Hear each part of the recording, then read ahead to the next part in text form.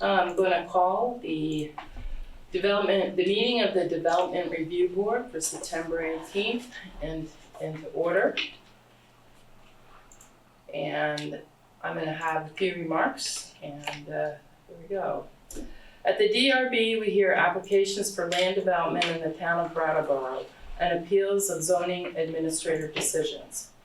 Procedurally, the Development Review Board operates on the record. Broadly, this means that we take a clear record of testimony from the applicant and any interested parties and then issue a written decision with our findings.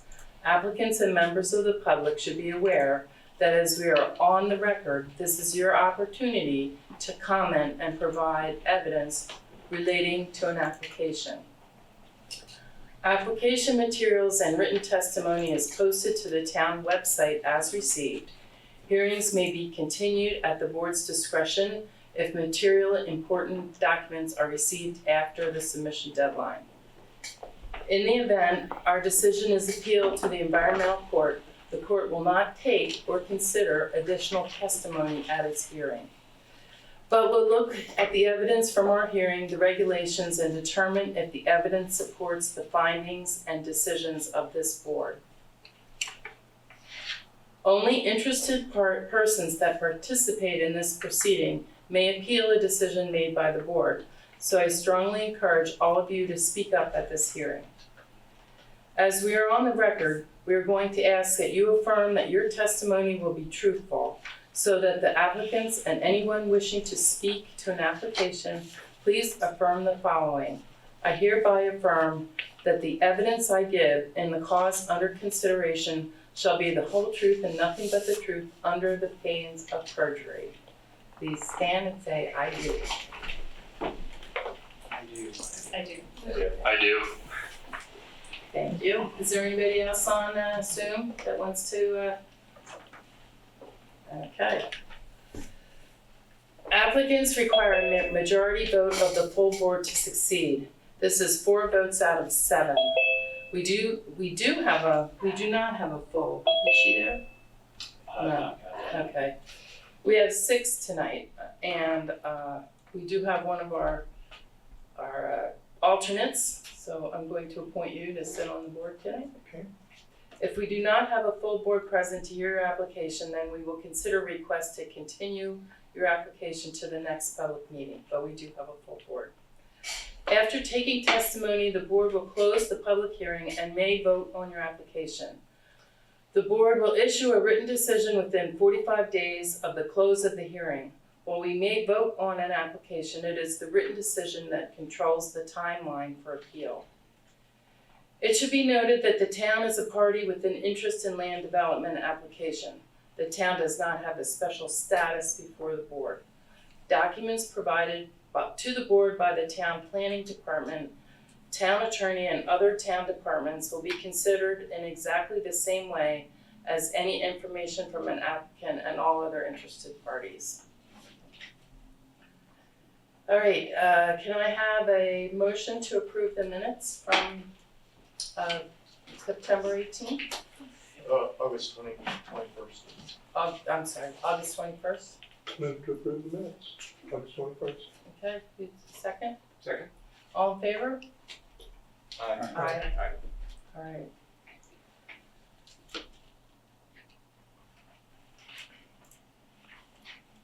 Brian, has the meeting been properly warned? Yes, it has. Okay. Does anyone have any conflicts of interest or ex parte communications in any of these applications? No. Okay. So our first. Catherine just joined. Well, she can wait.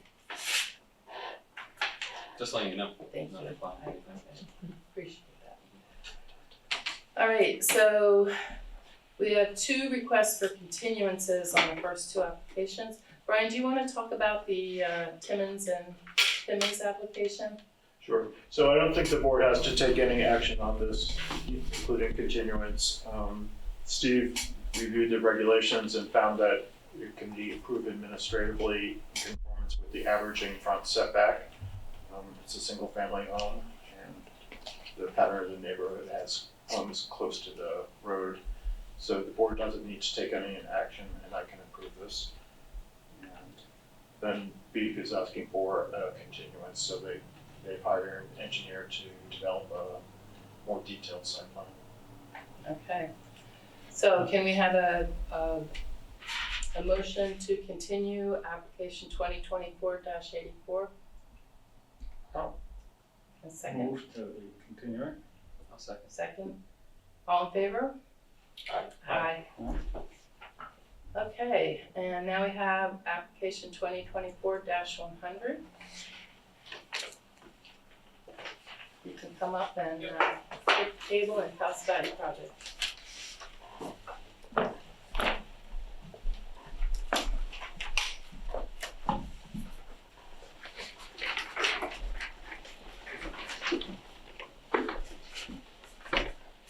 My name is Taylor Schilder with Stevens & Associates, and this is Ricky Acher with the BUHS school.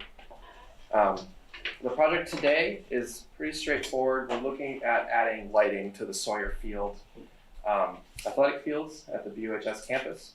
Currently, they're trying to increase the amount of playing time they have to students and community members, and to address some Title IX issues. Softball, field hockey, and soccer, boys and girls, primarily take place on Sawyer Field, and not having the lights limits the amount of playable time the girls have on the field compared to the boys on Tenny Field, which has lights. So adding lights to the Sawyer Field would offer the softball team a comparable number of playable hours as the boys teams. Sawyer Field's the only regulation size softball field available. So, anything else you want to add to that? Okay. So, plans here. What we have, so what we have here is a proposal to add 6 poles to Sawyer Field, as you can see from the aerial. What we're looking to do is have these be in a separate zone, so the lights are either for softball or for the soccer field themselves. You can see the outfield here, and so in these scenarios in the spring when softball's playing, only these poles here, A1, A2, B1, and B2 will be illuminated. And then when we go to fall sports or summer, the lighting changes and only the focus on the soccer field itself here. There will be up lights for the softball games, but not for the soccer games. And the difference is here is that these are going to be controlled on different zones, so the uplights will only come on when the softball game is on, and it won't be on when the soccer field is being used.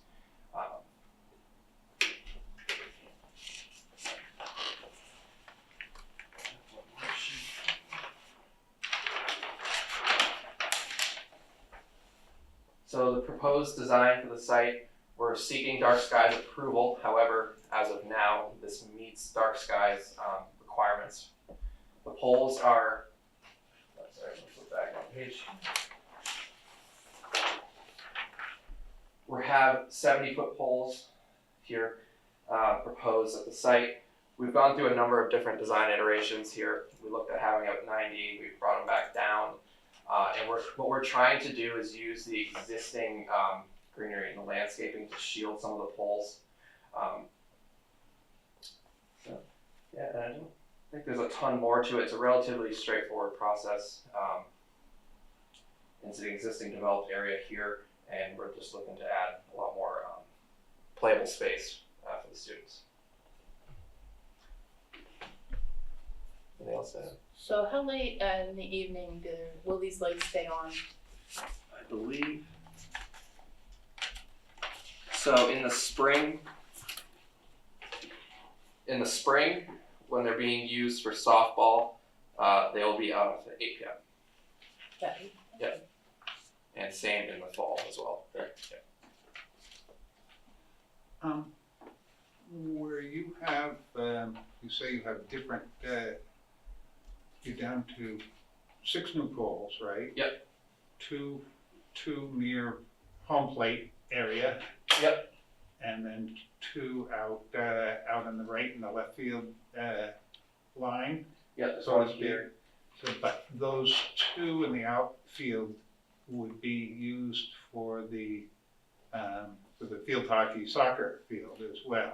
These two, yeah, would only be used for soccer. Just those two, not the two outfield ones? Sorry, I'm saying that backwards. These would only be used, Right, these wouldn't be used for baseball, for right, softball. but the two that are in the outfield would be used to light up the field in the fall, correct? Yes. Yeah, but one's labeled No. B1 and B2. But do they have separate lights for the field, for each field, or you run them both?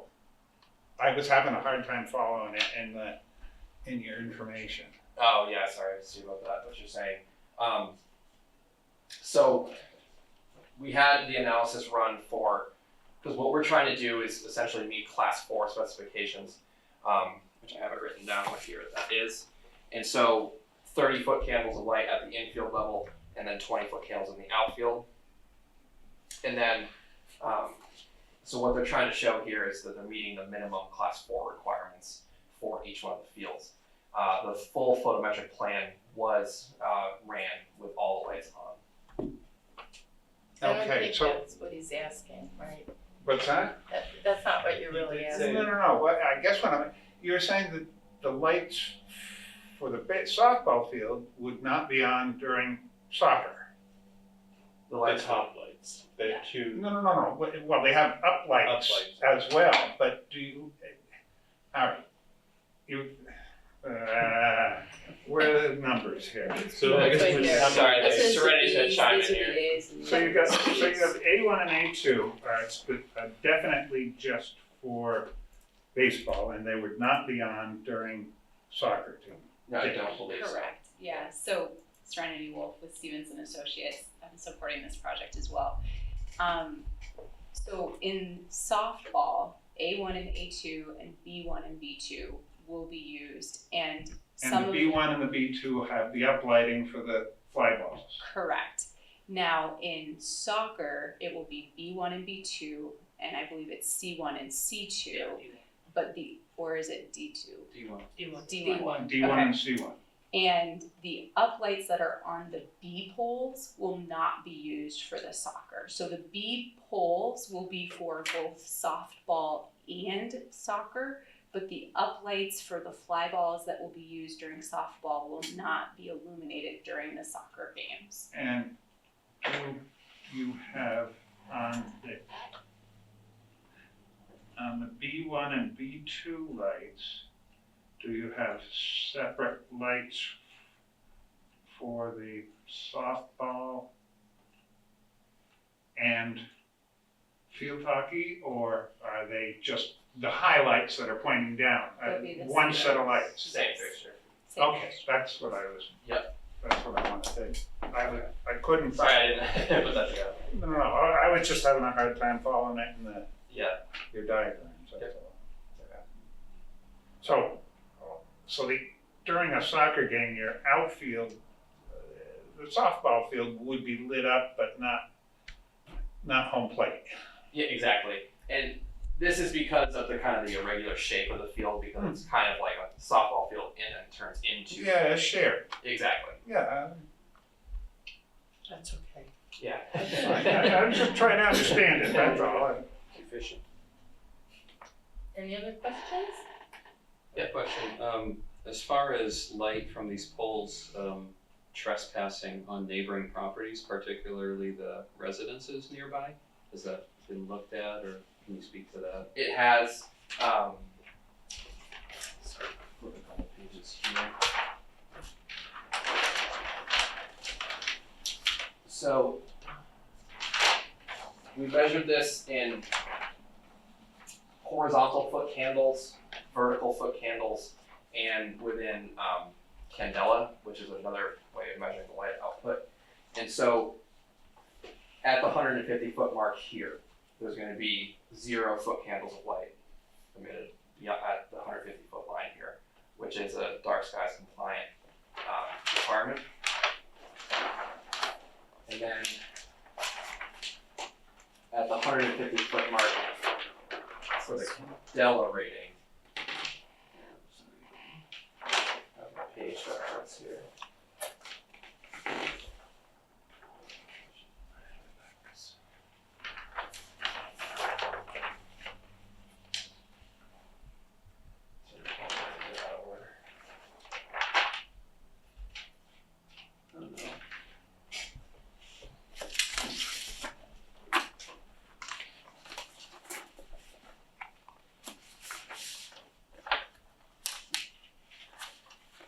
the 150-foot mark for the candela ratings. They're around, at the nearest resident, about 12 to 14 candelas. And to give you an idea of what candela's rating means, low beam headlights being on a car being seen from 300 feet away at 12,000 candela. And so at the 150-foot line, cars are about 12 candela away from the property. Not So you're basically saying just that one house will be affected by headlights that look like they're 300 feet away? Much less. Much less. No, Much less. That's 1,200 versus 12,000 versus 12, yes. Oh, so 1,000 times less. and just for that single house within that? And they will be turned off by 8, or is that the end of the game? Typically, typically around that time. I mean, it's tough to tell. Again, it can go extra innings, right? Overtime, any of that stuff plays a factor. I mean, I don't think I've ever been to a game, not on that field definitely, but on the lit fields that are past 9 o'clock, unless it's a baseball game on Tenney Field. As long as they don't go off automatically, huh? Right. In the middle of the 15 minutes. But those are uncontrollable factors, right? In overtime and extra innings, so. Any other questions from the board? Does anybody in the public want to ask a question or make a comment? All right. So we didn't have any conditions. Can we have a motion to approve 2024-100?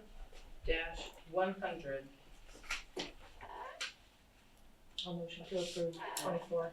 And a second? I'll second that. All right, let's go down the line. Allison? Yay. Okay. Tom? Yes. I'll say yay. Michael? Yes. Jordan? yes. Keith? Yes. Tim? Okay, we have a 7-0 approval for 2024-100. Thank you. Thank you guys very much. Thank you. Thank you. Thank you.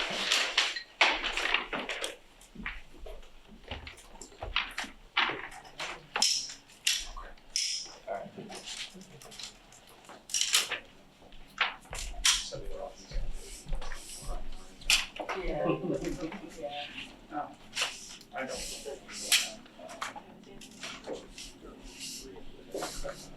Yes. Okay, I'm sure Keith does that. I don't think so. Happened and all. So it went well, sir. No issues.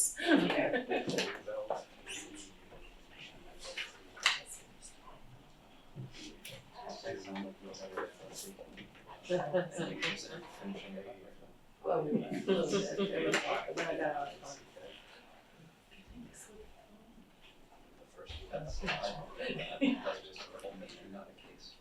Okay, now, we have a sketch plan review, 2024-110.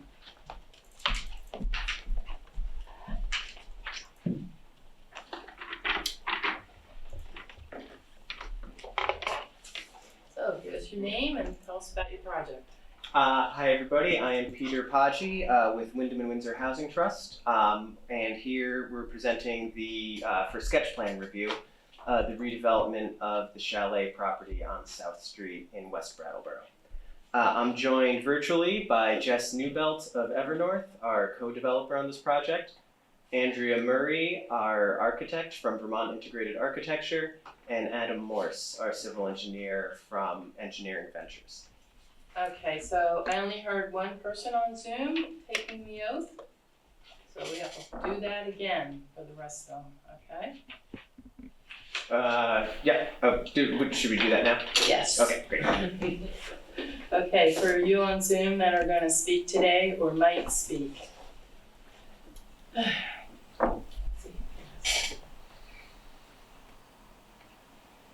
As we're on on the record, we are going to ask that you affirm that your testimony will be truthful, so that the applicants and anyone wishing to speak to an application, please affirm the following. I hereby affirm that the evidence I give in the cause under consideration shall be the whole truth and nothing but the truth under the pains and penalties of perjury.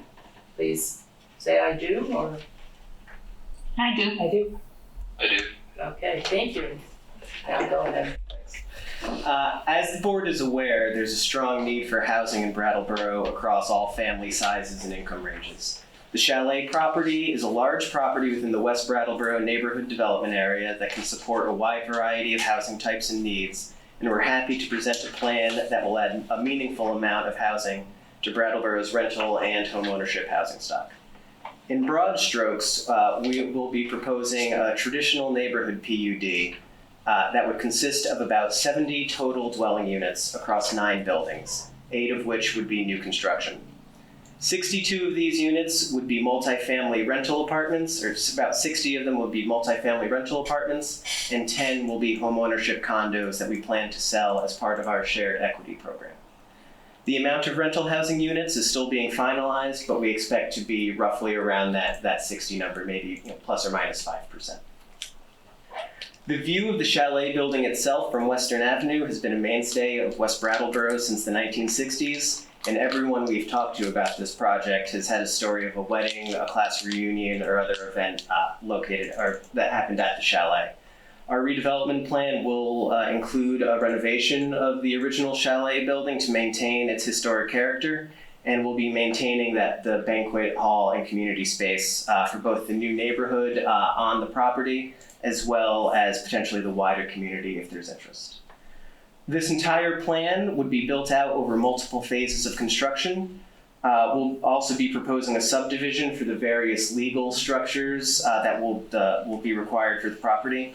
These would include separate ownership entities for each of the rental properties, a condo association for the condo units, and a common interest community that would manage the shared elements like the roadway and water and sewer infrastructure. We're currently working with our attorneys on making sure this is done in the most efficient way possible, and the full subdivision will be presented during the preliminary subdivision hearing when we file our formal application. We're also working with a neighbor on a lot line realignment that would square off our property boundary and add a bit of a privacy buffer for that neighbor, and that will also be included in the subdivision plan. The property is currently home to the Chalet Permanent Supportive Housing Program, which was stood up as an emergency response during the early days of the pandemic. The new development will maintain this program with 15 apartments. We are currently partnering with Groundworks on that program, and the development will include on-site offices, conference rooms, social areas, and appropriate security measures to support that program. And we're also working closely with Southeast Vermont Transit on bringing the mover directly onto the site. Discussions with them around this specific redevelopment are still in the early stages, but this property has been on their radar for about a year. There's a lot of accessibility issues on getting down to the bus stop from South Street down to Western Ave, and we're hoping to address those in this development. We're still in the planning phases, but if all goes well, we hope to close on our financing for the first phase of construction in late 2025 and have all construction activities completed by 2028. We need to hit a lot of milestones, and a lot of things need to line up for that end of construction date to happen, but that's the goal we're currently working towards. So with that, I'll pass it off to Andrea Murray, our architect, who will walk through the site plan and the phasing plan for the property. I believe she can bring it up virtually. I also have some larger plans here if the board is interested. I can pass them out. Hello, my name is Andrea Murray, and I'm wondering if you can allow me to share my screen.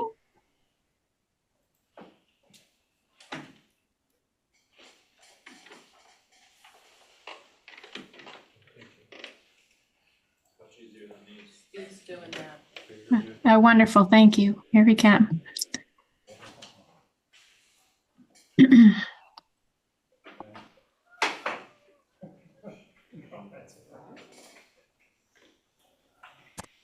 Can everybody see this image on the screen? Yep, you can make it. Wonderful. So thank you. I hope you can see my cursor as well, and I can zoom in as you would like to look at things. But this is kind of an existing conditions plan. So this is South Street here. North is in this direction.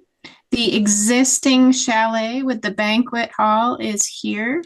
The motel wing is here.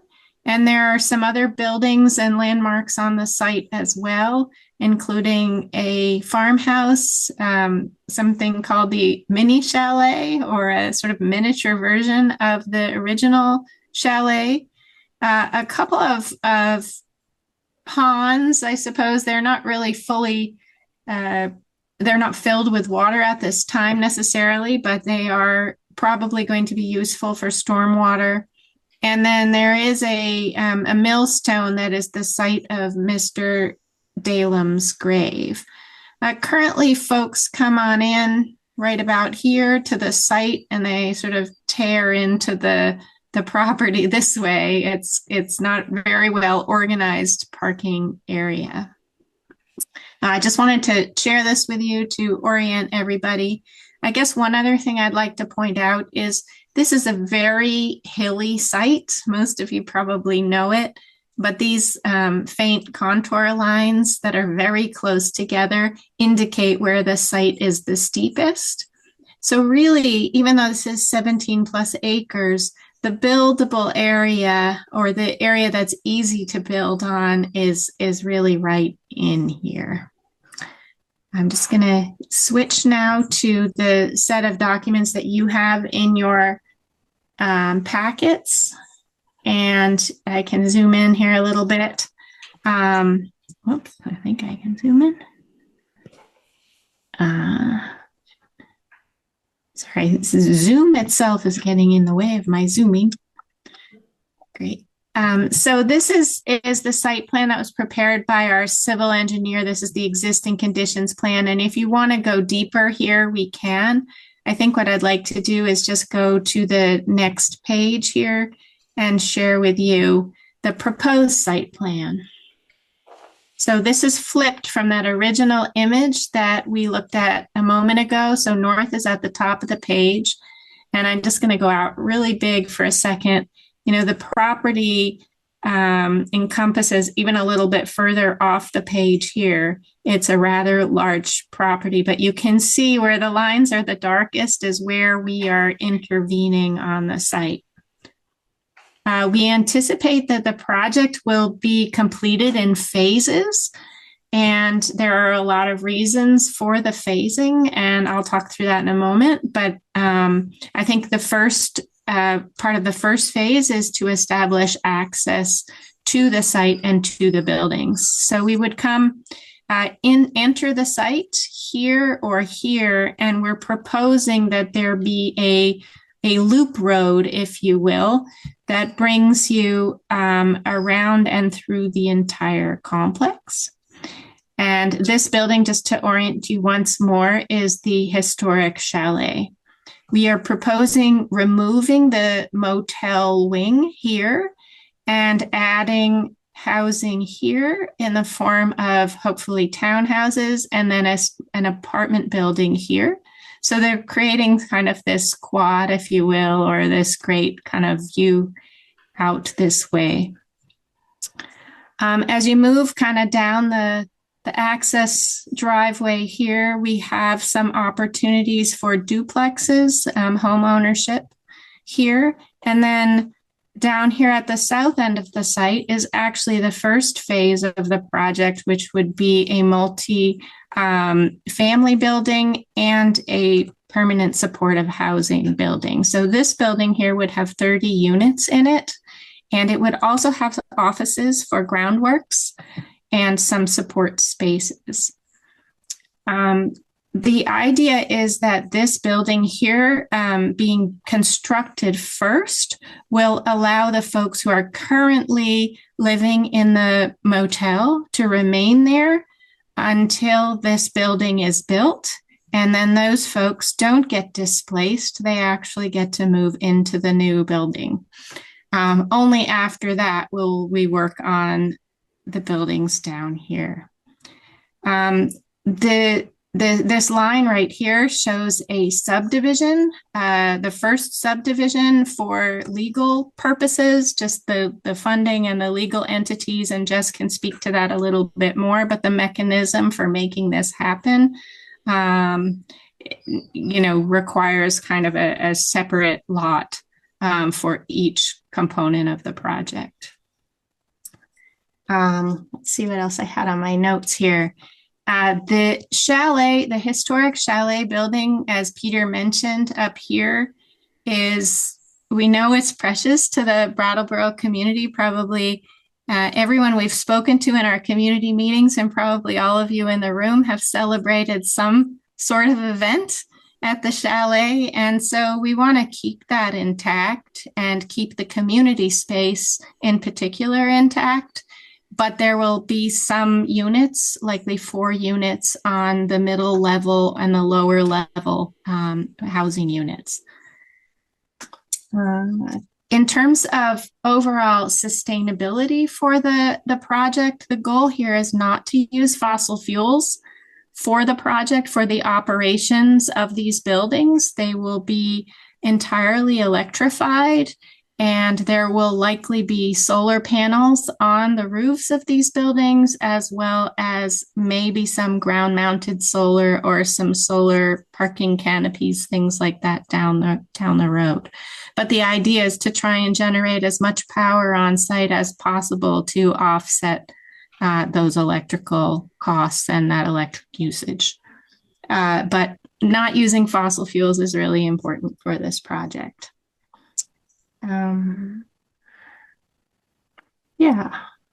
What did I miss, Jess? I don't think anything.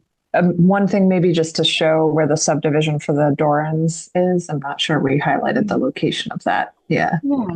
Here we go. So it isn't entirely here, but the neighbor here to the north, the Dorans own this property. And I think the Wyndham and Windsor Housing Trust are in conversations with the Dorans about selling them a piece or subdividing a small piece of the property here to ensure that they have some privacy. And so that is something that is likely coming down the road. Isn't fully defined at this time. Even though this project is going to be phased, I believe that the idea is to approve the full site plan at this time, or not tonight, but as part of this overall application. And, it will be built in phases thereafter. Can you talk about sewer and water and impacts on the town's infrastructure there? Absolutely. I think Adam is probably the fellow to do that.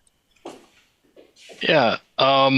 So I'm Adam Morse, civil engineer with Engineering Ventures.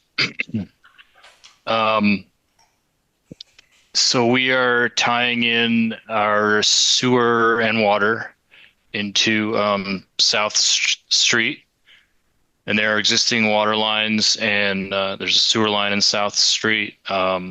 There's an existing manhole on the site. So for the majority of the site, there'd be gravity sewer lines tying into that sewer manhole. And there is a small pump station on the existing chalet building. So that would be retained, moving forward in the current plan. So that pretty much covers utility. I mean, so we also have 2 hydrants that we're showing, down the upper driveway. There's one that's in front of the existing chalet, be on the west side of the chalet, the uphill side, and then there is one down near where the road loops. next to the phase 1 building on the far south. I didn't see a label for where those hydrants are. There's C10 here. Yeah, there isn't. I think there's a label on one of the sheets, but they may not be labeled on the main sheet on the overall. And we also met with the Department of Public Works, who didn't have any concerns about capacity for water and That sewer. was my issue, Yeah. thank you. Yeah. So the roads in this development will be private? Yeah, the plan is for the road to be privately owned and managed by that common interest community that all the different ownership entities pay into for plowing and things like that. Yeah, but correct, it would not be taken over by the different.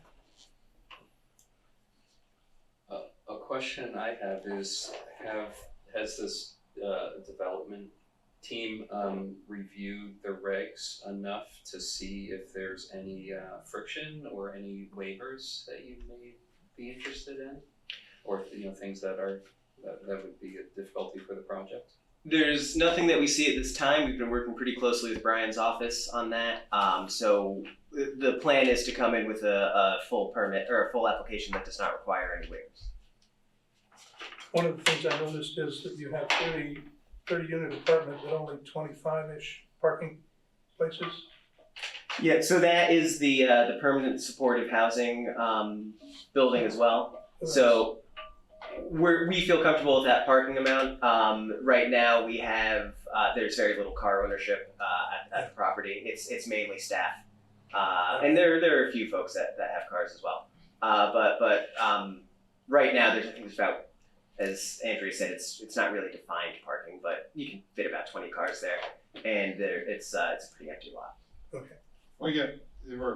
So how many people are living there now? Right now we have I think about 18. Because I went there this afternoon and did count 20 cars there at 1:30. Anyway, just for what it's worth, Right. You don't feel the need to have one parking space per unit as far as residential? For that building, like No, I mean in general for the. in general. So in general, for the townhouse building, we do show 10 parallel. We have 8 units, and we have 10 spots for the townhouse building. The duplexes, but for 10 total condos, we have 16, and then on the 2 buildings down below, we do have a total of 19 spots. That's showing 24 units right now. That's probably going to be a little bit less at the end of the day once we file our formal permit application rather. It's just the building in the back will probably be a little bit shy due to the clientele. And the townhouses, do they have enclosed parking? Right now, we're not showing enclosed parking. No, we're just showing the 10 street parking spaces for the 8 townhouses. Is the road loop one way or two way? Our plan is to have it be one way. So then that means if it's 20 feet wide, then parking, at least temporary parking, could be on one side of that if there's. It'll be 20 feet, which I think is the minimum, or it's what the fire department likes to see. So we are showing the parallel parking on one side. Oh, I see that now. Oh no, actually, I don't see that. Right in front of the townhouses. Oh, up in that direction. And it's the No, but even sorry to just stay on that point, over by the that circular pond, that's maybe not really a pond, in the middle. On the right side, yeah. That road there is 20 feet wide, and if it's one way, seems to me that if people, if there's 10 parties happening here all at the same time, then people can overflow onto the side of this one-way road. We probably could, yeah. That's a bit of a steep section, but folks feel comfortable with it. They have to turn their wheels and pull the e-brake.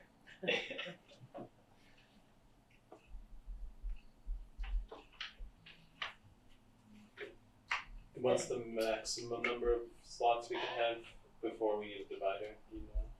Parking spaces, is it 6? No, it's more. It's 10 or something. Yeah. 10. And then the only thing I would mention, I think, in terms of parking is we might want you to include some electric vehicle charging on site. The 2024 Energy Code requires, and we're still kind of working through this because it came into effect in July, but it does require the infrastructure at the very least for EV charging for quite a few spots. So we will have, I think it's safe to say we'll have at least a few.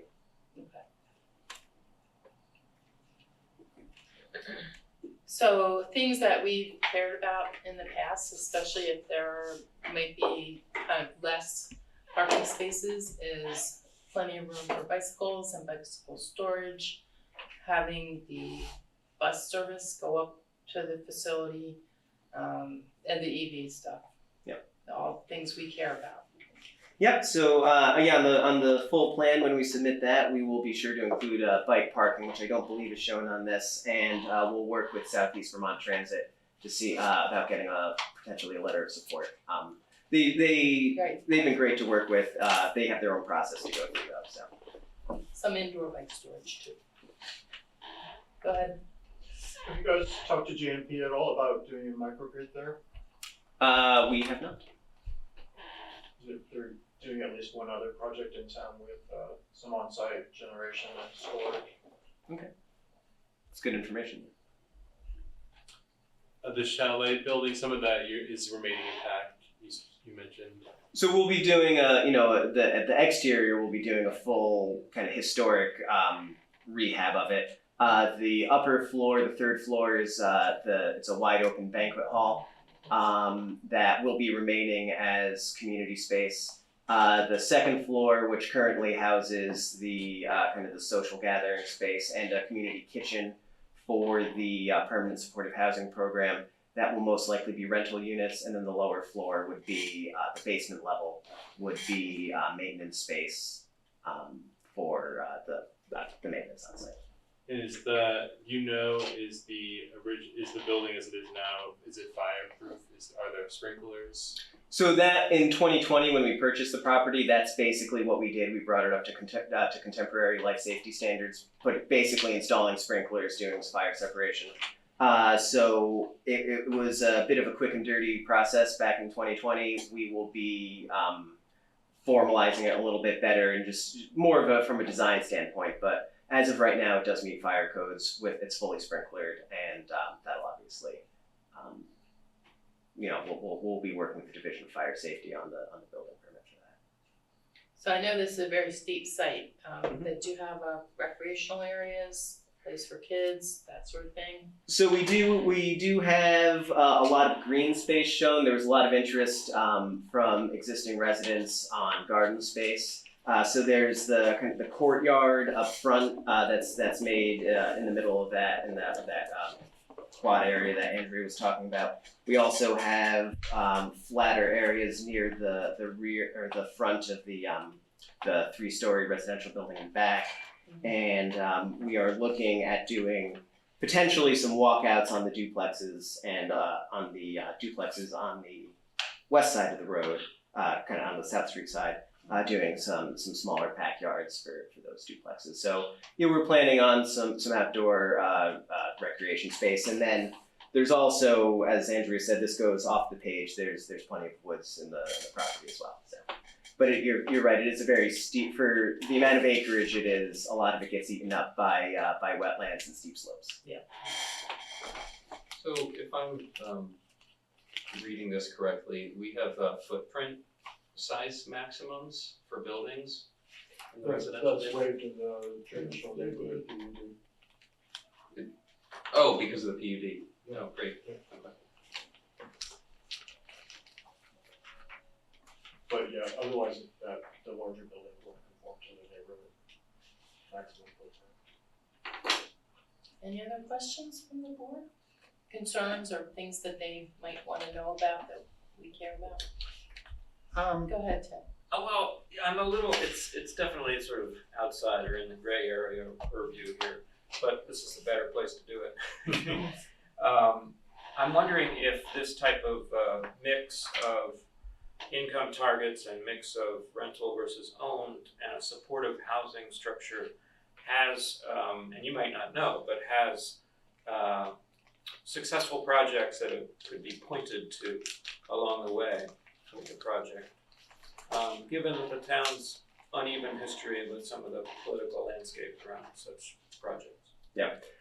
So we actually, in a lot of our developments, we have a mix of supported units and kind of general occupancy units, generally around the range of about 20%, which at the end of the total build out of this project would be about that 20%.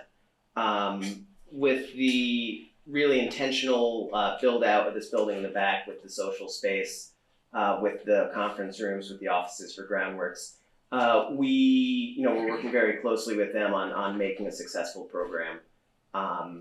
So we can have some I off the top of my head, I don't have any, but for when we get to preliminary review, we can have some examples for that. The as far as the homeownership units, there's a pretty strong market in Brattleboro for condos. This seemed like a good number. We're obviously working closely with our homeownership department. This seemed like a good number to have on site, and they didn't see any marketability issues with them.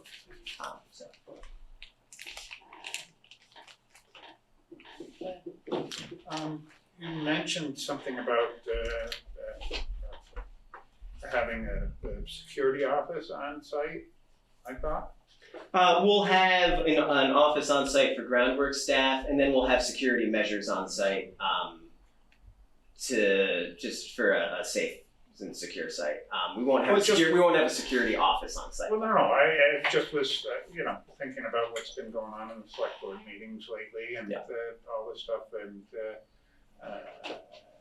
just as far as are you guys planning on having,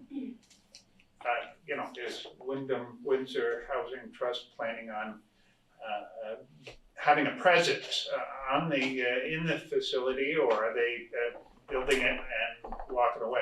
I guess that would be my question: is there somebody going of authority going to be there watching over this 72 units to see to make sure that people are acting nice?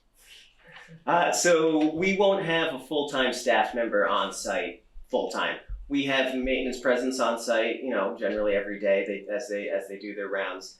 Groundworks, however, does have staff on site full-time for the permanent supportive housing building, and we are designing that building to have the office kind of right front and center on the parking lot with nice windows looking out so they can see who's coming and going.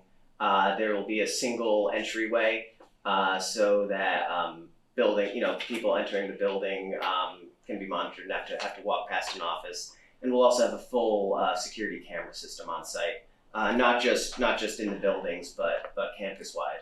Anybody be watching? And then we have our maintenance that does watch them if there are instances on site. I guess my other question is, like Tim says, is I don't know if it's necessarily our purview, but what does something like this do to our tax base? Definitely not our purview. No, well, I mean, but are the duplexes being sold, and would those be under? I mean, I'm just trying to figure it out. That's all. Yep, the whole property is on the grand list. So all of our buildings pay property taxes. At full rate, or is it a reduced rate, or? No, it's at a full rate.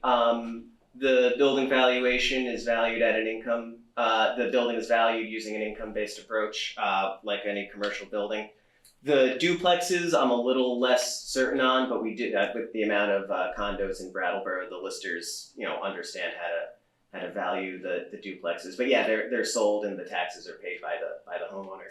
But each rental property, does pay their full amount of taxes. On properties of this size in Brattleboro, those taxes generally trend around $30,000 per building. Okay, it just taxes are going crazy. Yeah, oh no, and it's a big hit to us too. Oh, no, I mean, Yeah. and that's, I'm a firm believer in the best way to lower taxes is to increase the base. Steve? Just two quick questions for you about the road.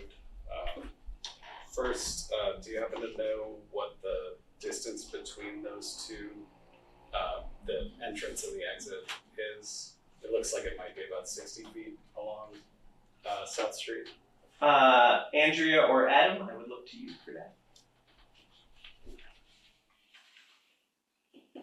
We can figure it out for you, but it just takes a minute. Do you know, Adam? Do you have it? Can you get? I can do a quick measurement. Just give me a second. 60 feet sounds about right, but I'll do a measurement on They're it. pretty close. Yeah, you're using the existing. They're roughly existing aligned with curve, the existing, yeah.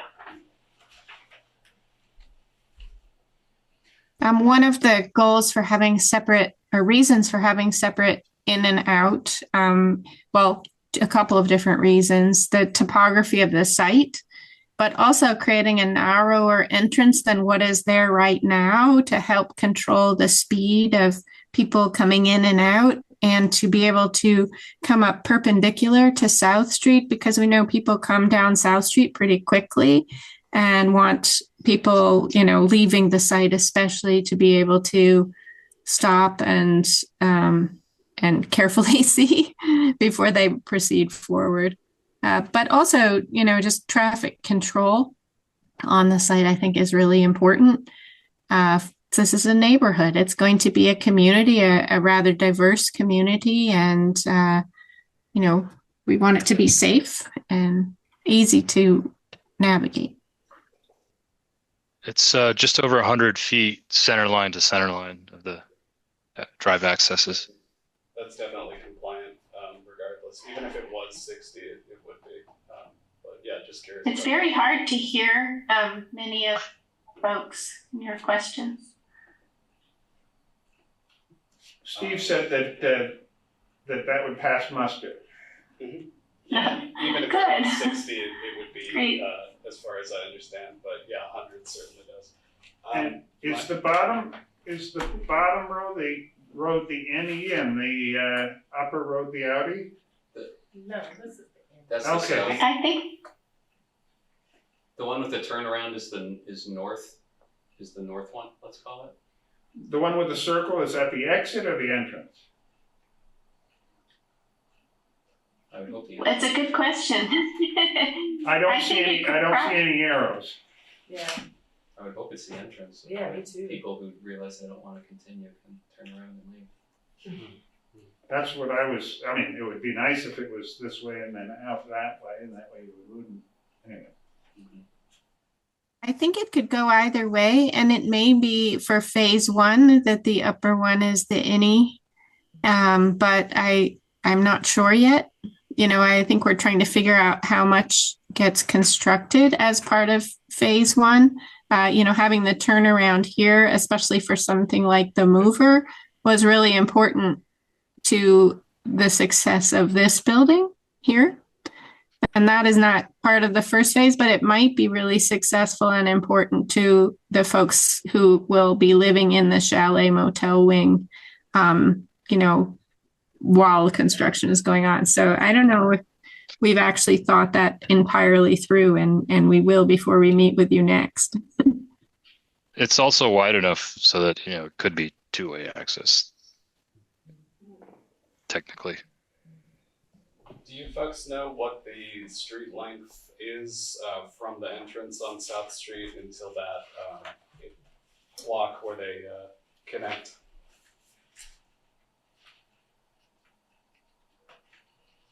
Just after. Are you looking for that, Adam? Or Sorry, I guess I didn't quite understand. It's 100 feet from the center line of the drive access, the north drive access, to the center line of the south drive access. I'm not sure if that's exactly what you're asking, but I think he was asking from South Street to where the road bends at phase one. oh, there. here? No, like essentially how long is the street in one direction before it, hangs a right or a left to complete the loop? Yeah. Oh, I see. The full length kind of from here to here. Yes. That I don't have a, let me see, I can measure. I guess to save you any trouble, is there any chance that it's more than 1,000 feet?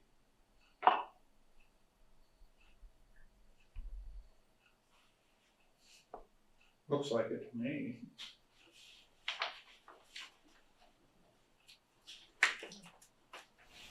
So, if we're talking about the south, are we talking about the south drive access? Yeah. Sure. This Yeah. one here. No, I mean like the one upslope. This one here. Yeah, that is about let's see, 350 plus 280, so 600, a little like 650 feet to the dumpster enclosure. So that's almost 700 feet there. So a little longer on the downslope driveway. That's totally fine as far as our regulations go. Maybe 800 feet. So you guys are good on that. Thank you. I have a question about street lighting.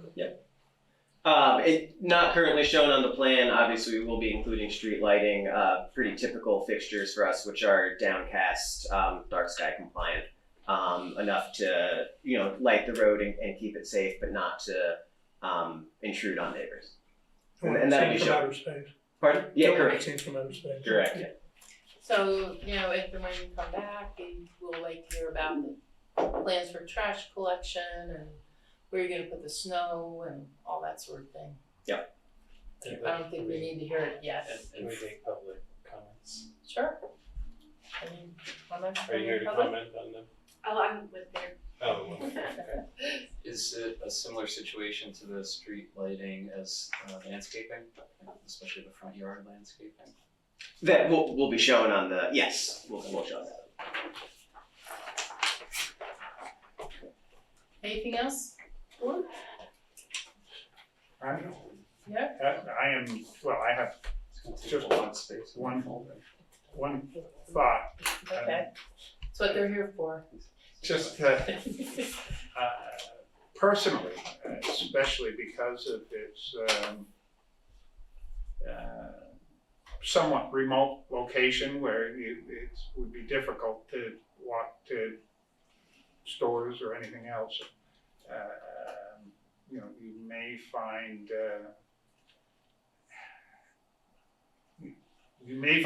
that people will be relying on motor vehicles more than you imagine, being here in Vermont and everything. And anything you can do to at least identify additional parking, should it be necessary, would be appropriate, I would think. Just having, I don't know exactly how much we require in a situation like this, but I mean, I would think that, having offices there, I drive by Groundworks and, I see behind Groundworks, their offices down there are that parking lot they have behind the building is chock full all the time. So they, wherever you have their offices, they're gonna have a lot of cars. And they're gonna take up spaces for any spaces that residents might wanna have available to them. So, that's the one thing I noticed on the plan is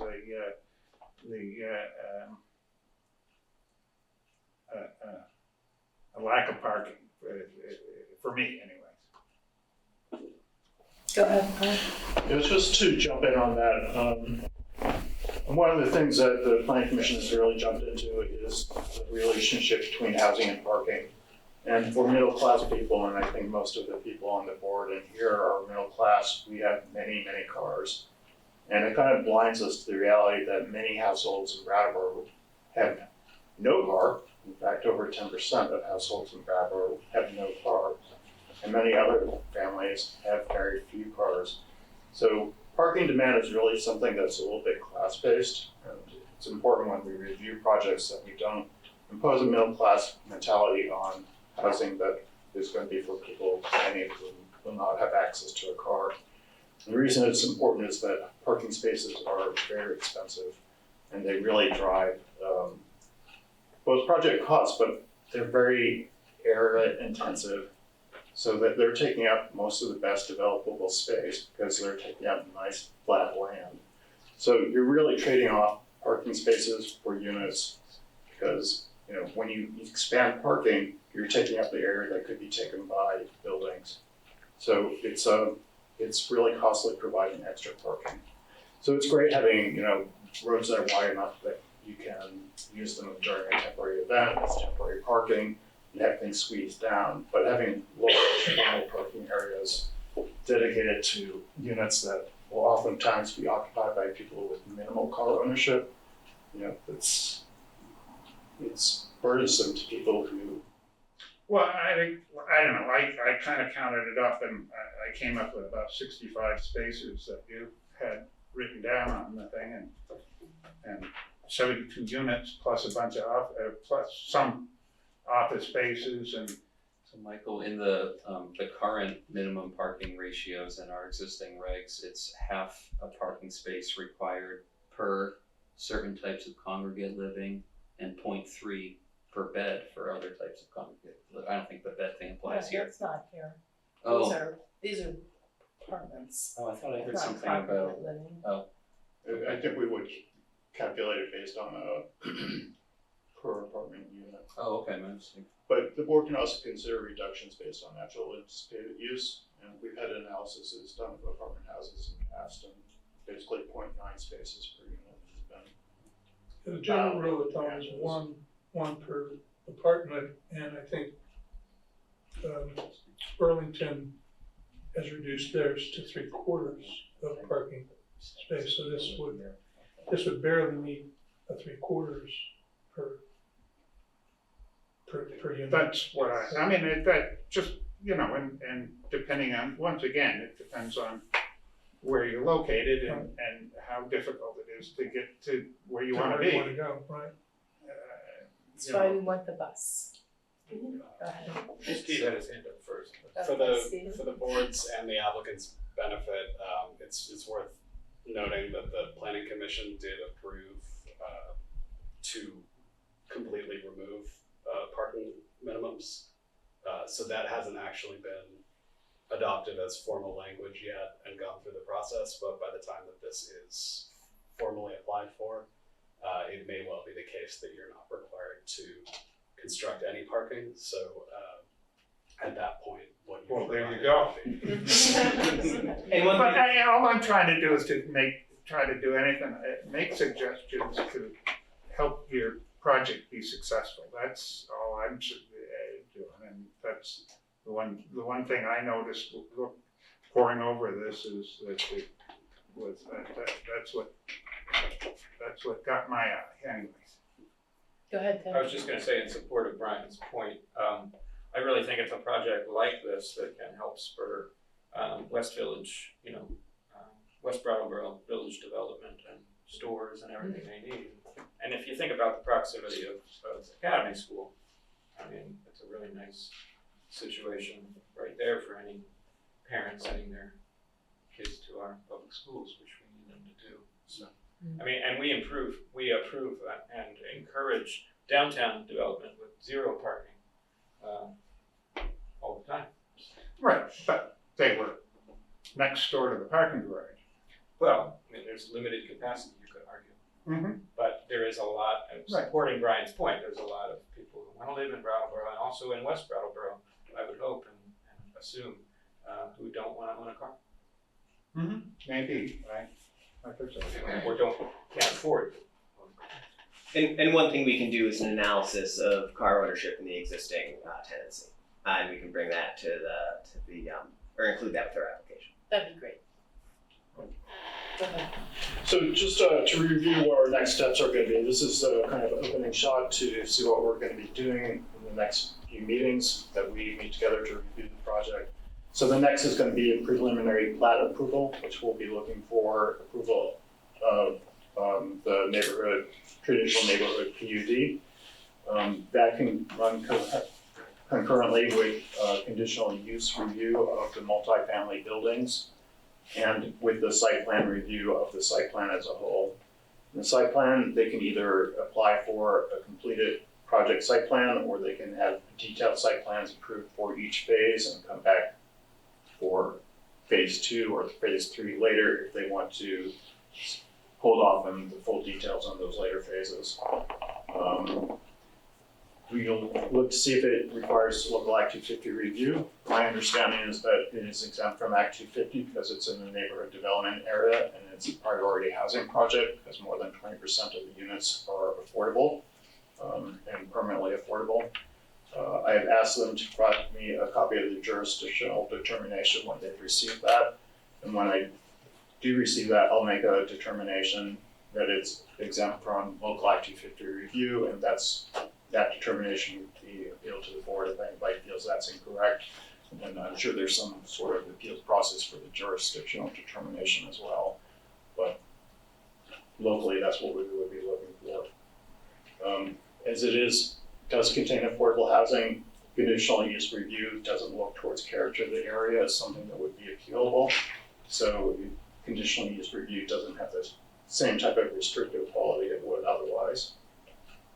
And then you guys could ask for more detailed, finalized conditions for the final approval, and that would be the last meeting that we would do. So potentially we could dispose of this all in 2 additional meetings. Great. Just for clarity's sake, our intention at this point is to apply for a full complete site plan, not to come back for each subsequent phase. Love it.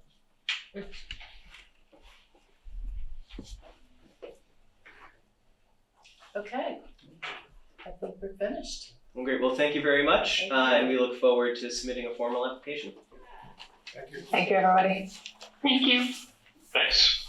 Good night. Okay, is there any other business from the board? No. Can we have a motion to adjourn? Motion to adjourn. I'll second it. Okay, all in favor? Aye. Aye. Thank you.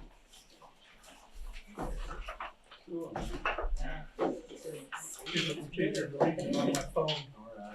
Yeah, well.